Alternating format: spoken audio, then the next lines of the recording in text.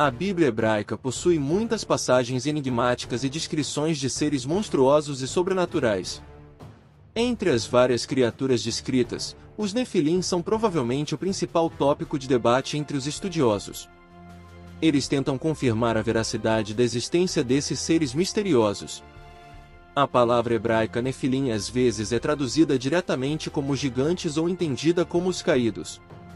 A Bíblia descreve os Nefilim em vários lugares. Bem-vindo ao canal Arquivo Curiosidades. Aqui você encontrará um mundo de curiosidades e fatos interessantes para alimentar sua sede de conhecimento. Descubra histórias intrigantes, explore eventos fascinantes e mergulhe em temas diversos que despertarão sua curiosidade. Não esqueça de se inscrever no canal para receber atualizações sobre os vídeos mais recentes. Prepare-se para explorar o incrível universo de curiosidades que preparamos para você. Vamos embarcar juntos nessa jornada de descobertas. O principal comentário sobre os Nefilim ocorre no 6º capítulo de Gênesis. O relato bíblico diz: os filhos de Deus começaram a perceber que as filhas dos homens eram bonitas. Esses filhos de Deus eram seres espirituais ou anjos que se rebelaram contra Deus quando abandonaram sua morada no céu. Eles assumiram corpos humanos e se casaram com todas as mulheres que desejaram. Os híbridos nascidos da união antinatural entre anjos caídos e mulheres humanas não eram crianças comuns. Os Nefilim eram gigantes, agressivos e tiranos, que espalhavam violência por toda a terra. A Bíblia os descreve como os poderosos dos tempos antigos. Devido à sua natureza impura, os Nefilim eram vistos como representantes do mal a serem expurgados do mundo. A Bíblia esclarece que apenas Noé e sua família sobreviveram ao dilúvio. De fato, um propósito significativo do dilúvio seria destruir os Nefilim e seus descendentes, para que seu DNA não corrompesse a linhagem de Cristo e o restante da raça humana, tornando-os irredimíveis. No entanto, há outra passagem bíblica sobre a existência dos Nefilim após o dilúvio. Outra menção dos Nefilim ocorre em Números 13, 32-33, quando os israelitas estavam se preparando para entrar na terra de Canaã. Moisés enviou 12 espiões para explorar a terra de Canaã antes da invasão. Apenas Josué e Calebe acreditaram que Israel poderia conquistar a terra. Ao retornarem de sua missão, eles descreveram o que viram. A terra que exploramos devora aqueles que nela habitam. Todas as pessoas que encontramos lá são enormes. Vimos os Nefilim. Éramos como gafanhotos aos olhos deles. Josué expulsou os gigantes de Canaã, mas alguns escaparam para Gaza, Asdod e Gate. Séculos depois, um gigante de Gate surgiu para atormentar o exército israelita. Seu nome era Golias, um filisteu de 10 pés de altura que foi morto por Davi com uma pedra de sua funda. Isso reforça a tese sobre a existência de gigantes no passado. Uma visão menos sobrenatural afirma que os Nefilim eram simplesmente homens que se desviaram da justiça divina. Alguns teólogos argumentaram que o termo Filhos de Deus é uma referência aos descendentes de Sete, o filho justo de Adão. Assim, os Nefilim eram membros dessa linhagem que rejeitaram Deus. De acordo com essa teoria, as filhas dos homens, unidas pelos anjos caídos, eram mulheres perversas da linhagem de Caim, irmão de Abel, filho de Adão e Eva. Muitos mitos pagãos da antiguidade mencionavam deuses se unindo a humanos. A superstição levou as pessoas a assumir que homens excepcionalmente altos, como Golias, possuíam poderes sobrenaturais. No entanto, a medicina moderna provou que a gigantismo é uma condição médica que causa crescimento excessivo devido a anormalidades na glândula pituitária, que regula a produção do hormônio do crescimento. A Bíblia não possui informações suficientes para desvendar esse mistério. A identidade dos Nefilim continua desconhecida. Na Bíblia, lemos sobre muitos personagens. Muitos de nós já ouvimos falar dos Nefilins e de outros gigantes. Quem eram eles? A Bíblia nos esclarece. Os gigantes são mencionados em vários lugares da Bíblia. Os Anaquins. Antes da chegada dos israelitas, os Anaquins ou Anaquitas eram uma raça formidável de gigantes, povo guerreiro que ocupava as terras do sul de Israel, perto de Hebrom, Deuteronômio 2:10. Os Emins habitavam lá no passado, um povo grande e numeroso, tão alto como os Anaquins. Deuteronômio 9:2. Um povo grande e alto, os filhos dos Anaquins, dos quais tu sabes e de quem ouviste dizer. Quem pode resistir diante dos filhos de Anak? Josué 15:13. E a Calebe, filho de Jefoné, deu uma parte no meio dos filhos de Judá, conforme o mandamento do Senhor a Josué. Até mesmo a cidade de Arba, pai de Anak, que cidade é Hebron. Os ancestrais dos Anaquins podem ser rastreados até Anak, filho de Arba, que era considerado o homem mais poderoso entre os Anaquins naquela época. Josué 15:13. E a Calebe, filho de Jefoné, deu uma parte no meio dos filhos de Judá, conforme o mandamento do Senhor a Josué.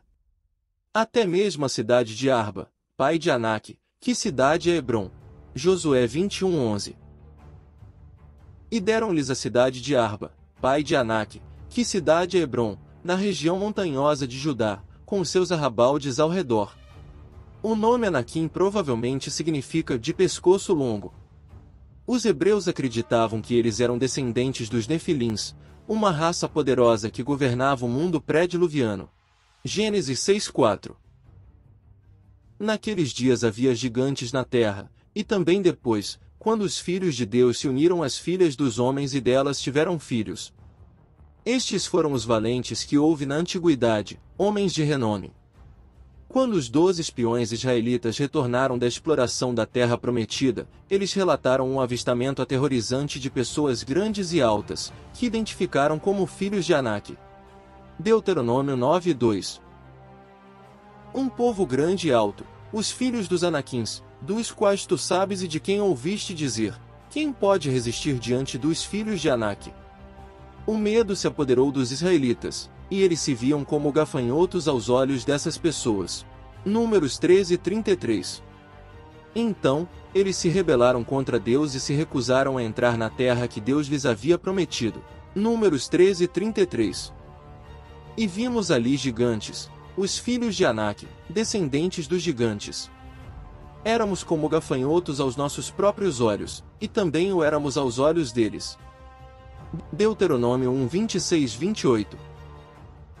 No entanto, vocês não quiseram subir, mas se rebelaram contra os mandamentos do Senhor, o seu Deus. Vocês murmuraram em suas tendas, dizendo, porque o Senhor nos odeia, ele nos trouxe para fora da terra do Egito, para nos entregar nas mãos dos amorreus e nos destruir. Para onde subiremos?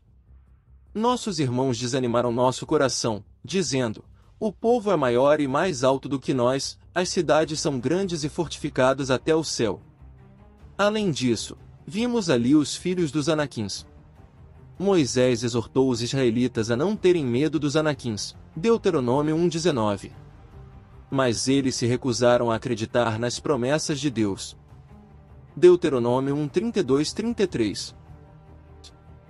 No entanto, nesta questão, vocês não creram no Senhor, o seu Deus, que ia diante de vocês no caminho, para buscar um lugar onde vocês deveriam acampar, durante a noite, e mostrar-lhes, com fogo, o caminho que vocês deveriam seguir, e durante o dia, com uma nuvem.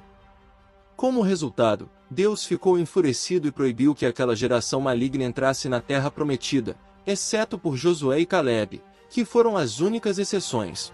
Deuteronômio 1:34-39.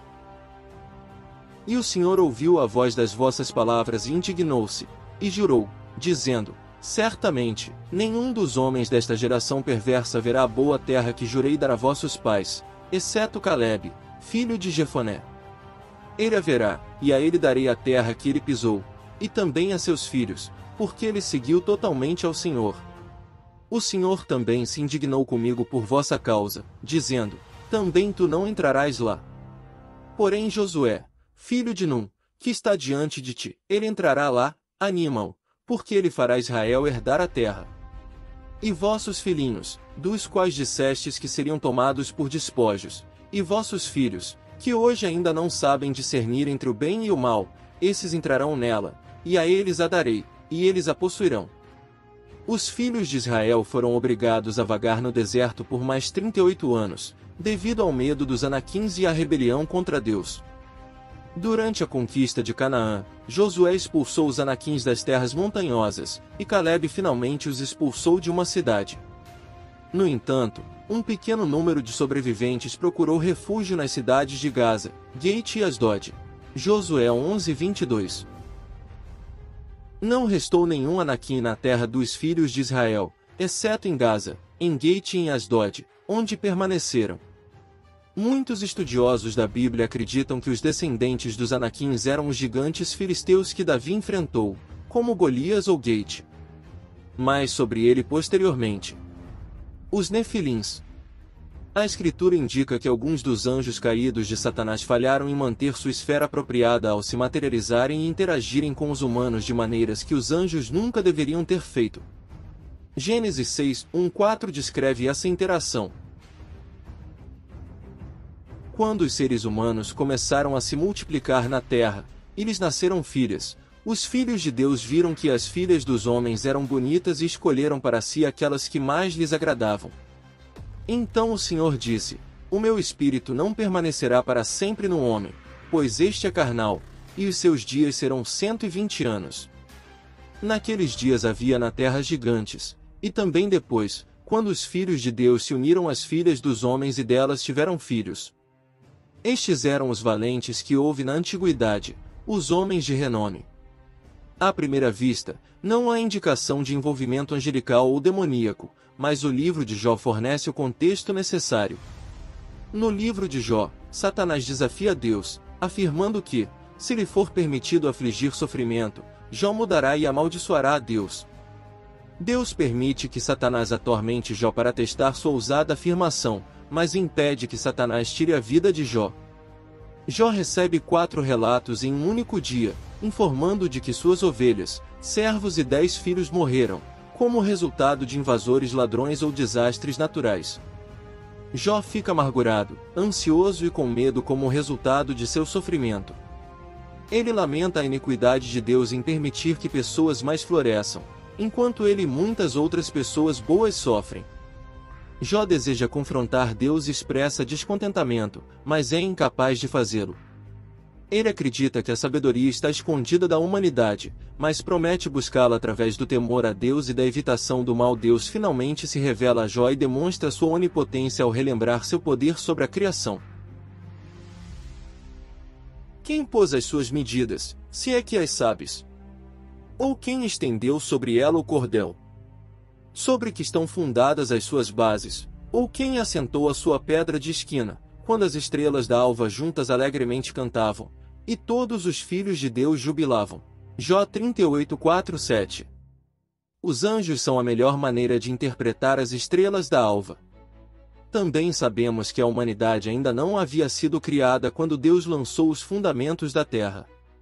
Portanto, a referência aos filhos de Deus é outra referência aos anjos, implicando que os filhos de Deus mencionados em Gênesis 6 também são anjos.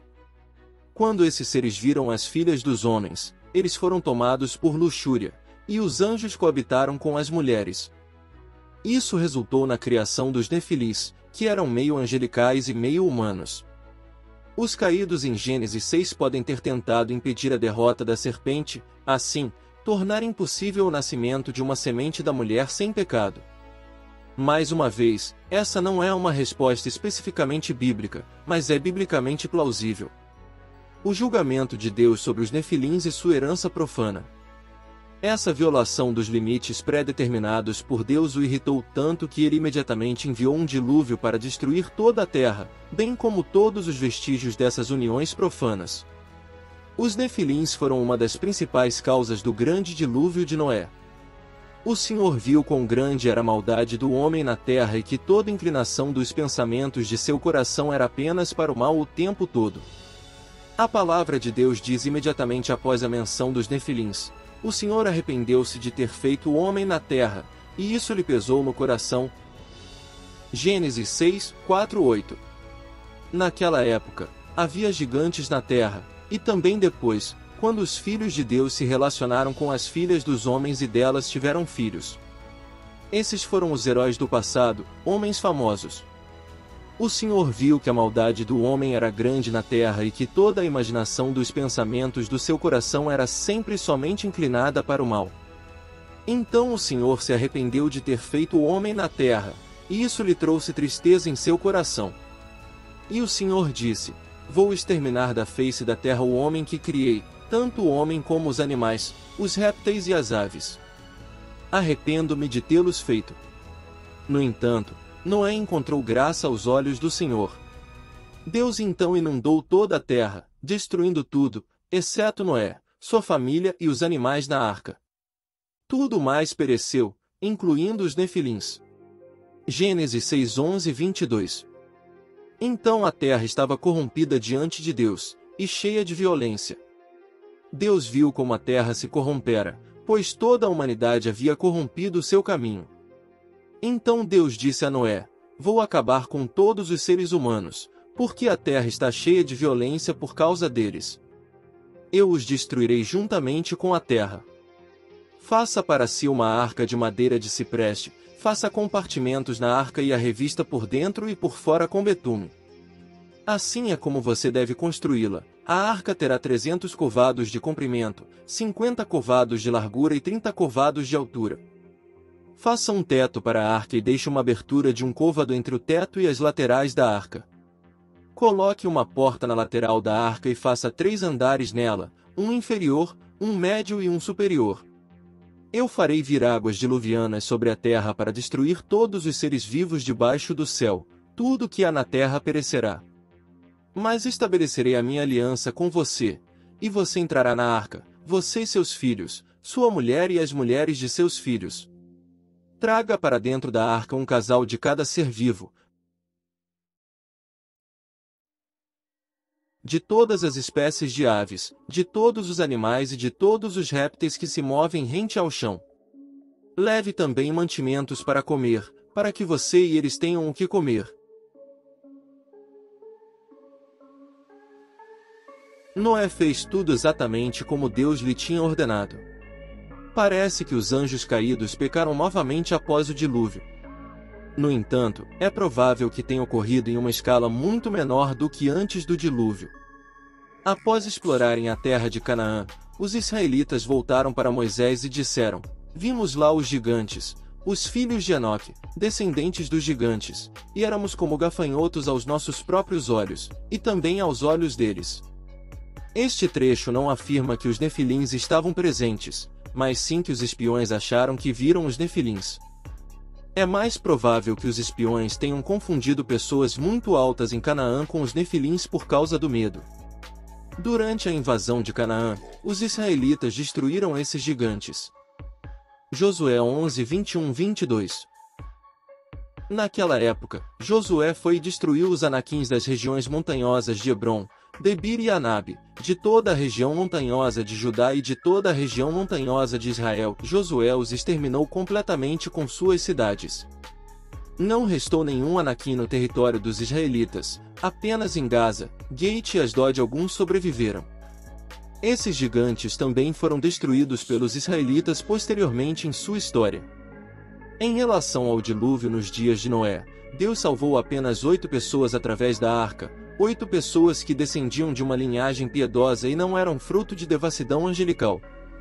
Os anjos que cometeram tal ato foram lançados ao inferno e estão presos em cadeias de escuridão, conforme a história relata. 2 Pedro 2, 3-5. Eles, movidos pela ganância, com palavras fictícias, farão negócio de vocês. Há muito tempo a condenação deles não tarda, e a sua destruição não dorme. Pois, se Deus não poupou os anjos que pecaram, mas, lançando-os no inferno, os entregou às cadeias da escuridão, reservando-os para o juízo, e se não poupou o mundo antigo, mas preservou Noé, pregador da justiça, e mais 7 pessoas, trazendo dilúvio sobre o mundo dos ímpios. Og, rei de Bazã. Um dos últimos dos refães, Og, rei de Bazã, Deuteronômio 3, 11. Pois somente Og, rei de Bazã, ficou remanescente dos refães. Veja, sua cama era uma cama de ferro, não está em Raba dos filhos de Amon? Tinha 9 covados de comprimento e 4 covados de largura, segundo o côvado comum.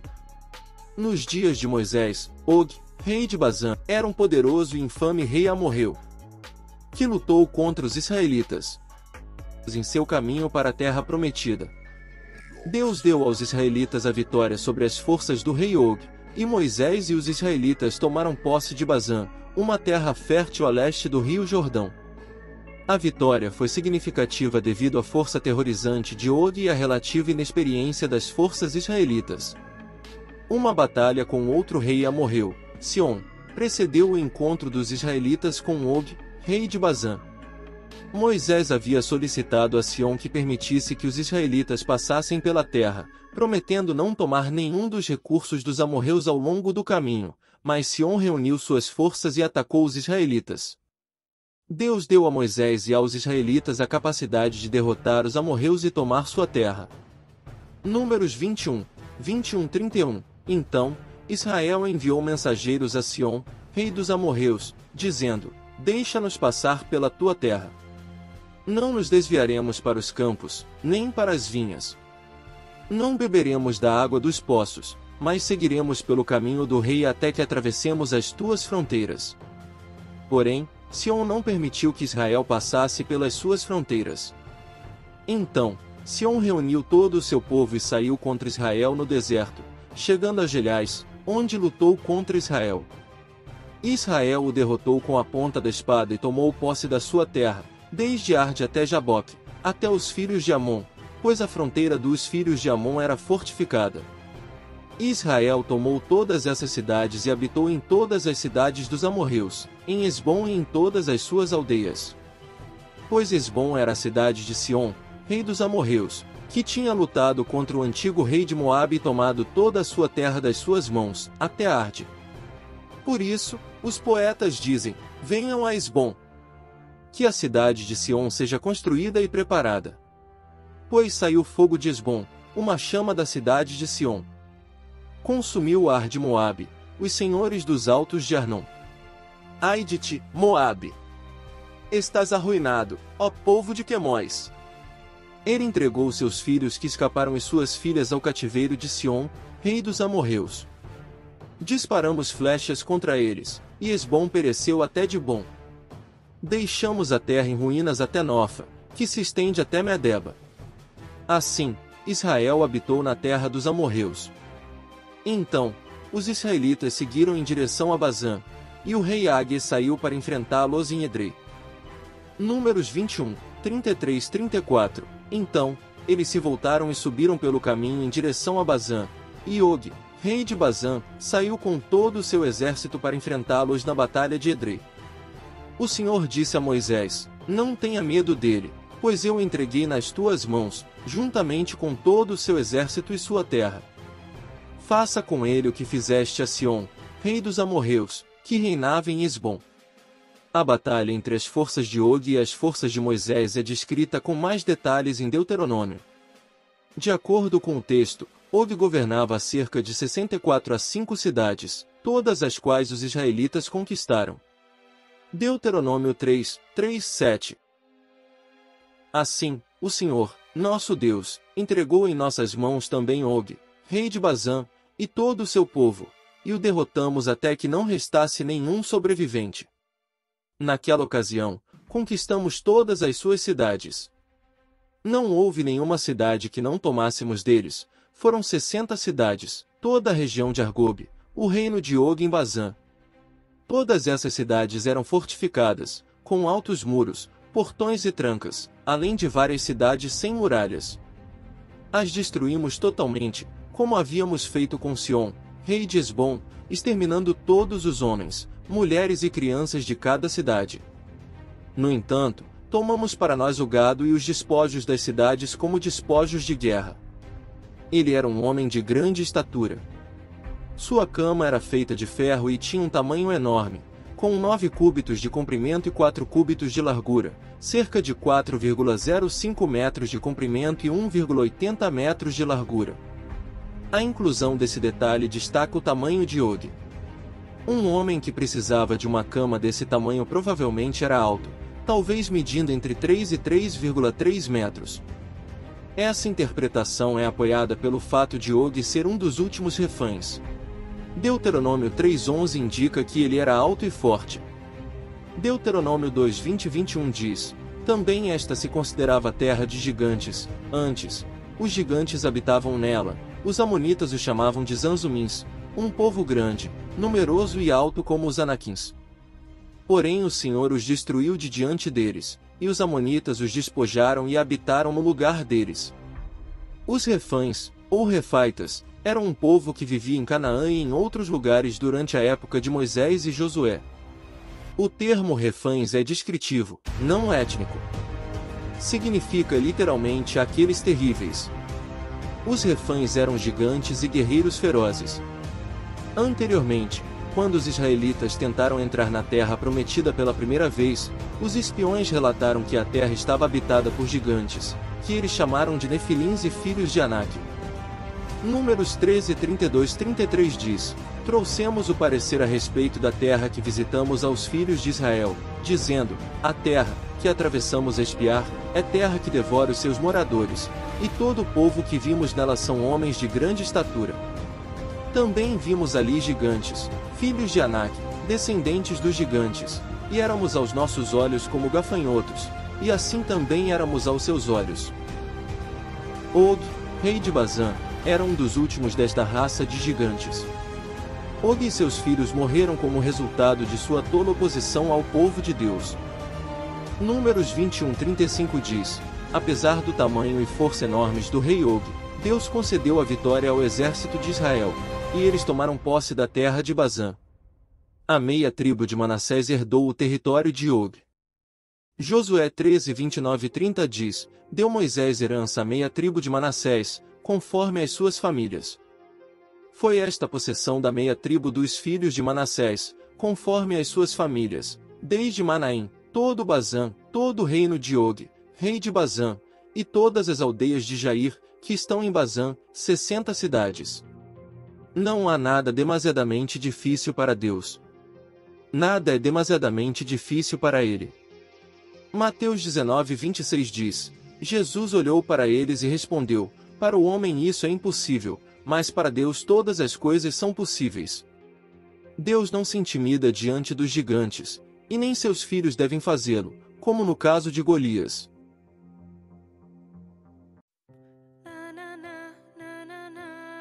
No mundo ao nosso redor, há indícios fascinantes de um passado repleto de grandiosidade. Através dos tempos, encontramos vestígios de uma época em que tudo parecia ser em escala colossal. Começando com a bicicleta, um meio de transporte que se adaptou às necessidades humanas ao longo dos anos. Hoje, existem bicicletas de diversos tamanhos e modelos, mas imaginem as bicicletas gigantes que poderiam transportar várias pessoas ao mesmo tempo. Seria uma visão impressionante.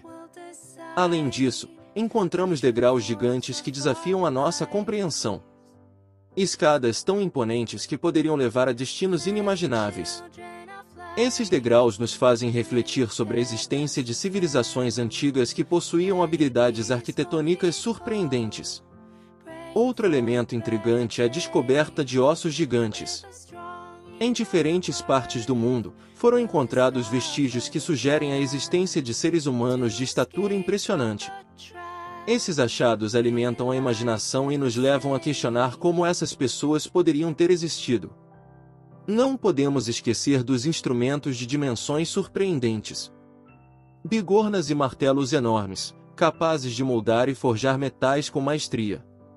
Essas ferramentas gigantes nos fazem refletir sobre o poder e a destreza dos antigos artesãos. Ao explorar a história do Antigo Egito, deparamo-nos com uma série de representações de gigantes. Nas paredes dos templos e túmulos, figuras imponentes são ilustradas, transmitindo uma aura de grandeza e mistério. Os sarcófagos gigantes também nos levam a considerar a existência desses seres colossais. Além disso, o mundo oriental nos presenteia com objetos lendários. Imagine uma espada de samurai gigante, capaz de inspirar admiração e temor em igual medida. Esses artefatos nos conectam com uma era em que a habilidade marcial se mesclava à imponência física. Mesmo nos dias de hoje, encontramos pessoas de estatura incomum. Algumas delas são verdadeiros gigantes, que impressionam por sua altura. Essas pessoas nos lembram de que a diversidade humana é vasta e extraordinária. Por fim, a arquitetura também nos oferece uma visão de grandiosidade. Portas enormes, que perduram ao longo dos séculos, são testemunhas silenciosas de um tempo em que a monumentalidade era valorizada. Portanto, ao examinarmos os vestígios do passado, encontramos indícios de um mundo onde tudo era gigantesco: bicicletas, degraus, ossos, instrumentos, pessoas e até mesmo portas. Esses sinais nos convidam a contemplar o esplendor e a magnitude que já existiram e ainda ecoam em nossa imaginação. Agradecemos por assistir ao canal Arquivo Curiosidades. Esperamos que você tenha se divertido e aprendido algo novo neste vídeo. Se gostou do conteúdo, não esqueça de deixar o seu like e compartilhar com seus amigos. Queremos construir uma comunidade curiosa e engajada, então não deixe de se inscrever e ativar o sininho de notificações para não perder nenhum dos nossos próximos vídeos repletos de curiosidades históricas e científicas. Adoramos ler seus comentários, então deixe suas perguntas, teorias e sugestões abaixo. Continuem explorando e desvendando os segredos do passado conosco. Até o próximo episódio de Arquivo Curiosidades. Tchau!